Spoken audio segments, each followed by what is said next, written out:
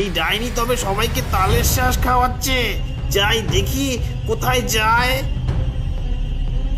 এরপর সেই কুজো ডাইনি বুড়ি তার তাল বনে পৌঁছায় আর ঝোপের আড়াল থেকে সবটা দেখতে থাকে বলাই। আজ রাতের মানুষগুলো আসলেই আমাদের তালের রাজ্যে পাঠিয়ে দেব। তারপর সকলে মিলে তালের শ্বাস খেতে থাকলে বলাই যেই পালাতে যাবে একটা গাছের ডাল পায়ে লাগতেই জোরে আওয়াজ হয় আর ভূতের দল জানতে পেরে যায়। এই কে রে আমার বাগানে? মান্দা তুলে নিয়ে আয় যা। দেখি তো শোনা। ছেড়ে দে আমায়, ছেড়ে দে। আমি সব জেনে গেছি। আজই সবাইকে বলবো আর তোদের দিন শেষ হবে। ছেড়ে দে। তাই নাকি রে? এই ওকে তাল বানিয়ে তালের রাজ্যে পাঠিয়ে দে। হিং বিং বিং তুই হয়ে যা তাল চিং। মন্ত্র পড়তেই বলাই তালে পরিণত হয় আর অদৃশ্য হয়ে যায়। এইভাবেই আমার তালের রাজ্য ভরে যাবে। মোড়ল মশাই, আমার স্বামীকে খুঁজে পাওয়া যাচ্ছে না। আগের দিন বাজার থেকে বাড়ি ফেরেনি, কিছু একটা করুন। এই শান্ত হও মা, শান্ত হও। এই আমাদের গ্রাম থেকে এই কদিনে অনেক মানুষ হারিয়ে যাচ্ছে, কারোর খোঁজই তো পাচ্ছি না। আরে এই দারোগা বাবু, কিছু করুন আপনি। চারিদিকে পুলিশ টহল দিচ্ছে। মোড়ল মশাই, কিছুই তো বুঝতে পারছি না। তবে গ্রামে সবাই তালের শ্বাস খেতে চাইছে খুব। আমি জানি ওই মেয়ে এইসব করেছে।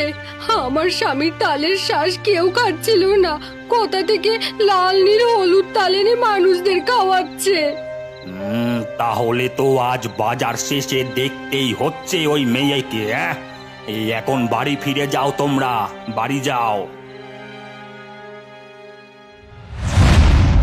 অন্যদিকে এর মধ্যেই কুজো ডাইনি বুড়ি তৈরি করে ফেলেছে এক বিশাল তালের রাজ্য, যেখানে গ্রামের সমস্ত মানুষদের দিয়ে সমস্ত কাজ করানো হচ্ছে। তালের বাড়ি তৈরি করা থেকে জল আনা, রাস্তাঘাট পরিষ্কার করা, সবটাই মানুষেরা বশীভূত হয়ে করছে। আমার সৈন্যদল এইভাবেই কাজ করুক, আর আমরা শুধু মানুষের শরীর দিয়ে তৈরি তালের শ্বাস খাবো।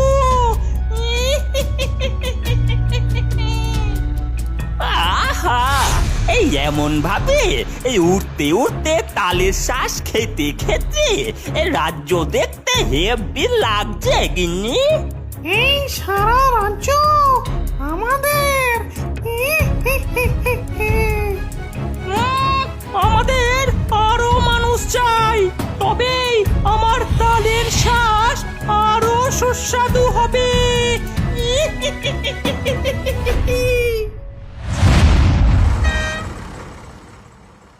দূর, আমাদের সামার ভ্যাকেশনটা শেষ হয়ে গেল রে।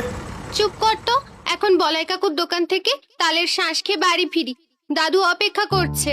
ধুর, কোথায় বলাই কাকু দোকান? হ্যাঁ, এ তো কোন অজানা মহিলা তালের শ্বাস বিক্রি করছে। কি হলো কেসটা? তাও আবার লাল নীল হলুদ তালের শ্বাস। মানুষের ভিড়ও তো হচ্ছে ভালোই। চল খেয়ে দেখি। একদম না, দাদুর কাছে জিজ্ঞাসা করি আগে। এই তোরা সবাই চল। এরপর সকলে মিলে মোড়ল মশাইয়ের কাছে যায়। ওরে বাবা, এই দেখি আমার নাতি নাতনি এসে গেছে। ওইসব ছাড়ো দাদু, আগে বলো তো বলাই কাকুর দোকান কোথায়? আর গ্রামে এত মানুষ কম কেন? কাউকেই তো দেখলাম না। এই কথা শুনে মোড়ল মশাই সবটা তাদেরকে জানায়। তাহলে তো ওই মহিলাকে আটক করতে হয় দাদু। না না না, একদম না। আগের দিন রাতে পুলিশের দল গেছিল, কেউ আর ফিরে আসেনি।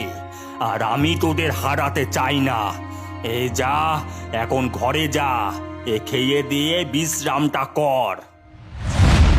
কিন্তু কেউই তাদের দাদুর কথা শোনে না। রাত হতেই চুপি চুপি সকলে কুজো বুড়ির তালের বাগানে যায়। গ্রামের মানুষদের বাঁচাতে হলে আমাদের তালের রাজ্যে যেতে হবে। ওই তো লাল নীল হলুদ তালের কাঁদি, ওগুলোর কাছে চল, গিয়ে দেখি। সকলে যেই তালের কাদির কাছে যায়, চারিদিক কেঁপে ওঠে। অনেক কঙ্কালের দল তালের ভেতর থেকে বাইরে বেরিয়ে এসে খ্যানখ্যানে গলায় হাসতে থাকে।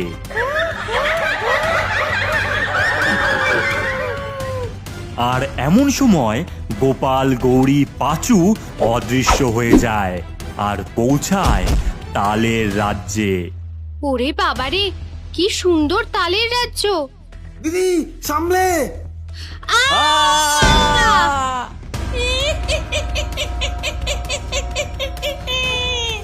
আমার রাজ্যে তোমাদের স্বাগত মানুষের দল।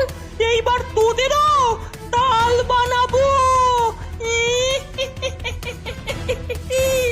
আর তারপরে এই তালের শ্বাস খাবো। সুস্বাদু তালের শ্বাস! বাঁচাও, বাঁচাও, আমাদের বাঁচাও! বাঁচাও! গোপাল, গৌরী, পাঁচু কি পারবে কুঁজো ডাইনি বুড়ির হাত থেকে নিজেদের উদ্ধার করে গ্রামবাসীদের বাঁচাতে? পরবর্তী পার্ট দেখতে হলে আমাদের চ্যানেলটিকে সাবস্ক্রাইব করুন।